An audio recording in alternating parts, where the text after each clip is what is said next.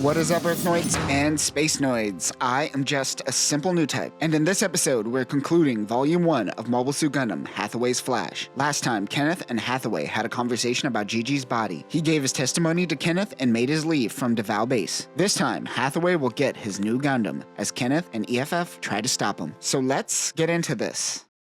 Kenneth arranged a limo to take Hathaway to a shopping center in Davao. He still wonders why Gigi hasn't said anything to Kenneth. An NCO drives him towards the shopping center with another sitting next to him. He gets out and heads to the Touring Information Center and finds a locker to store his luggage. He pretends to be a tourist and buys some gifts before heading to meet with one of his contacts. That is when the Mafty message is broadcasted to the world. He notes that this isn't his voice, but he was present during the recording. I urge the people living on Earth to understand that we live in an era where it is considered a crime to reside on the planet's surface, says the recorded message. Some of the citizens yell, claiming it is Mafty's fault, but many talk about how EFF did more damage defending than Mafty did in their attack. He leaves the shopping district and wonders if Kenji was caught by the manhunters. He heads out to the port of Davao. This pretending is starting to get to Hathaway. He wants to run to his destination, but he has to play this game. He begins thinking of quests. That is when one of the kids selling boat rides to tourists tells him that he could give him a ride to Neijin. He takes him up on the offer and struggles to get on his canoe. It turns out that a woman paid the kid earlier to get Hathaway on his canoe. He was told to paddle out for 30 minutes and they will find them. It causes Hathaway to fly off the canoe. The two have a conversation about whether Mafty's ideas of leaving the Earth is the right thing. Hathaway tells him that EFF controls who can and can't come in and out of Earth. The kid says that Spacenoids believe that being on Earth will make you happy, but they leave out the part about being a slave to the Federation. Since Hathaway is one of the few privileged people that gets to travel to Earth, he asks the kid if he hates him. The kid says life is easier letting the unknown remain unknown and letting the dumb remain dumb. More people should take this quote to heart. He says that it's not that they are dumb. It's merely dumb to have knowledge of things that don't serve them, specifically the common man on Earth being oppressed by the Federation. Hathaway thinks that a trolling boat is approaching them. It happens to be Kenji and Emeralda. He switches places with Kenji and informs him that they should probably retrieve his luggage from Davao's shopping center. He gets on the boat to realize that it is a hydrofoil boat. Also on the boat is Iram Massam and Raymond Kane. Emeralda says, "So, is Gigi your new girlfriend or something?" I'm glad someone is giving him a hard time, but Hathaway ignores it and mentions that Gigi figured out that he is Mafty. Emeralda thinks that this means Kenneth let him go on purpose. She and Aram are mad at him. He says, no, it's only about 25% driven by my boner. The other 75%, he says, is a new type intuition that is unexplainable. Whatever it is, Hathaway is certain Gigi won't tell Kenneth. It's fine, trust him. Aram says, I don't trust you. They are not happy about this, knowing she is a point of failure. Mahesia was able to make it out of the city as well. They need to focus on the Gundam and Gauman. Raymond is certain that Gauman won't snitch, even if given truth serum. Hathaway gives Iram the microfilm. One thing that came out of all of this is that Kenneth was distracted by the Owenbelly forces, so they most likely aren't onto them. He believes that Owenbelly caused the Houndsman hijack. Earlier, Mahesia said that Quacksalver didn't know of Owenbelly's plans. He wonders if this mysterious contact, Quacksalver, has anything to do with this. He also wonders how they could get 30,000 people on their side, like what is happening in Owenbelly. Mafty is maybe only 2,000 strong. Since 4 cabinet members were killed this morning, they're moving the Federation meeting somewhere else, or possibly postponing it, originally to be in Adelaide. As of now, EFF thinks this is one force. Kenneth will soon learn that they aren't as big as EFF thinks. They wonder if the pilot of Penelope is a cyber new type. He isn't sure about that yet. Quacksalver seems to be backing Mafty and is the one who chose the location to receive the Gundam. They dock at Cape St. Augustine and go to the rest of the way by boat. Hathaway calls Quacksalver the true mastermind behind Mafty. The only thing that makes Mafty hesitant is that Quacksalver means fake doctor in Dutch. They get into the float plane and fly out. Hathaway notes that companies like Anaheim Electronics can't be trusted. They have reached a time where they are at the mercy of conglomerates. Stop being relevant to modern times, stupid light novel that sexualizes twiggy blonde chicks. Hathaway eventually notes that history repeats itself. Awesome, no progress. It seems that Star Trek was right. It really seems like you need something on the level of matter synthesization to break the cycle of corporate greed. Even robots and colonies can't break it. Kenneth has been busy, but he gives some time to have lunch with Gigi. He apologizes for keeping her waiting. She says she is used to waiting. Oh, she's spicy. She wonders why Hathaway left without saying goodbye. Kenneth gets her a cottage until he is able to take her to Hong Kong. She bluntly says this isn't going to get him anything. I'm not opening up my legs for you, Kenneth. She's more into terrorists anyways. He prods about her being on the Houndsman. She accessed Cardius Boundin Wooden's terminal to purchase a ticket. He wonders who he is to her. She flat out says that she is in an intimate relationship with Boundin Wooden. He is the founder of a major insurance company. He bought her a new house in Hong Kong. Gigi refers to him as a count.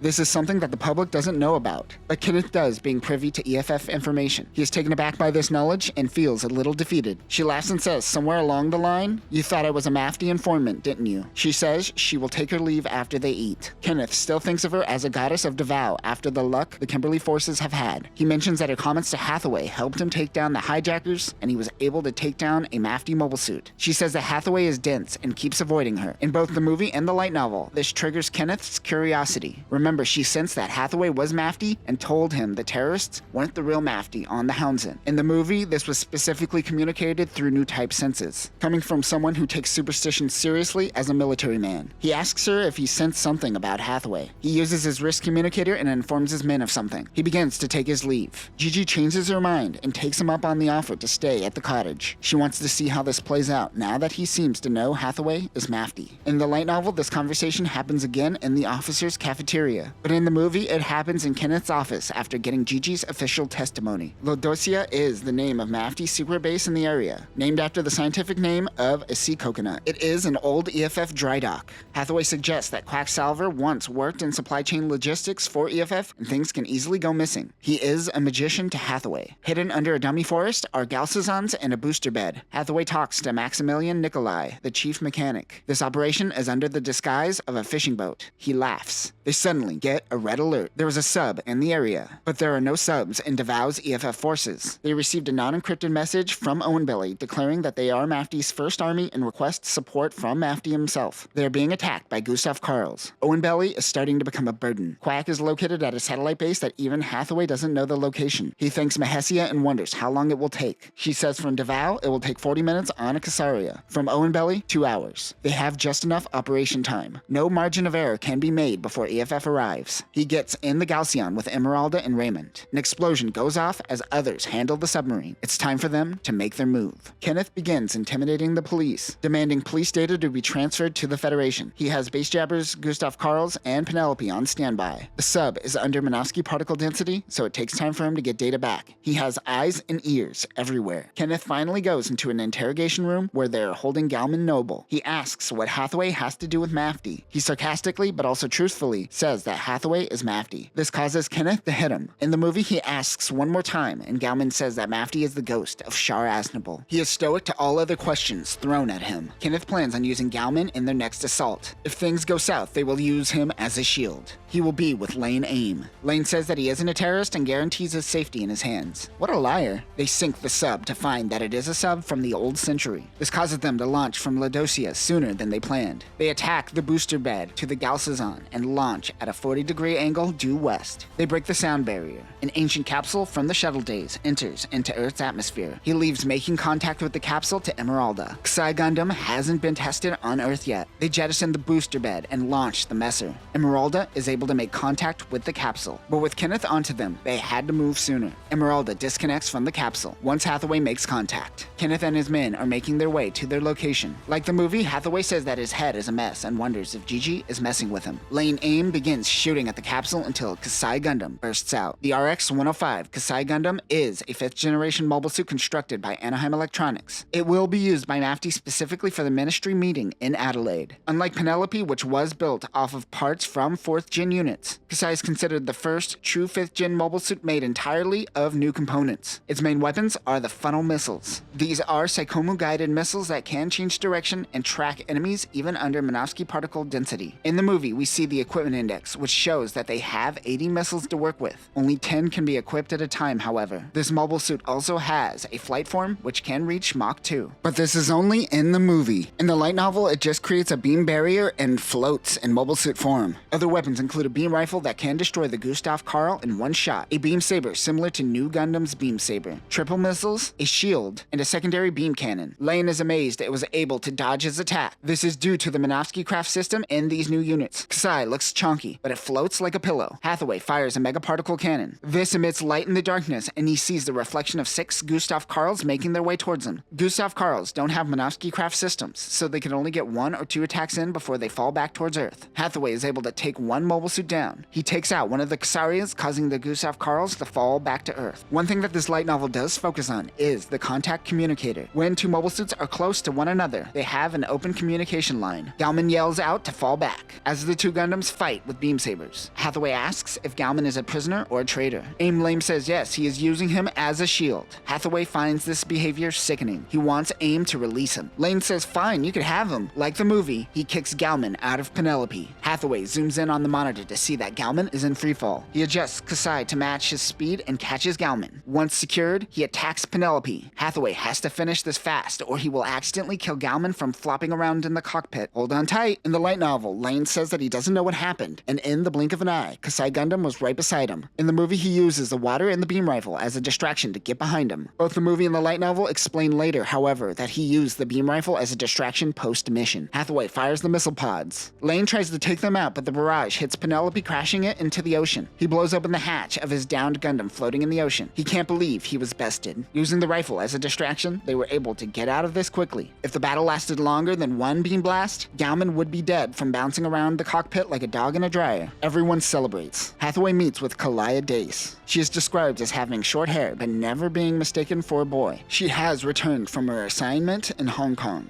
She teases Hathaway about having so many love interests, while saying it seductively in his ear.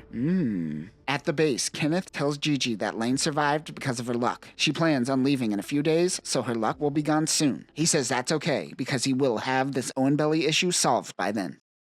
And that will conclude Mobile Suit Gundam Hathaway's Flash, Volume 1. Unlike the movie, we see into the mind of Hathaway more, and his thought process as Mafty gets a hold of Kasai Gundam. Although Hathaway's thought process on how he feels about Gigi's body can be saved for those trashy romance novels. After I didn't notice this until now, there is an after-credits scene with an image of the Owen Belly forces, who are able to hold off Kimberly forces. Next time, in Volume 2, we will learn more about Hathaway and Karaya's past. Mafty will head to Owen Belly, where it becomes a massacre, and Bright Noah will head to Earth to assist the Cersei team. But that will do it for now, new types. If you are looking for an interesting political espionage novel that gets sidetracked on sexualizing a blonde chick, this is the novel for you.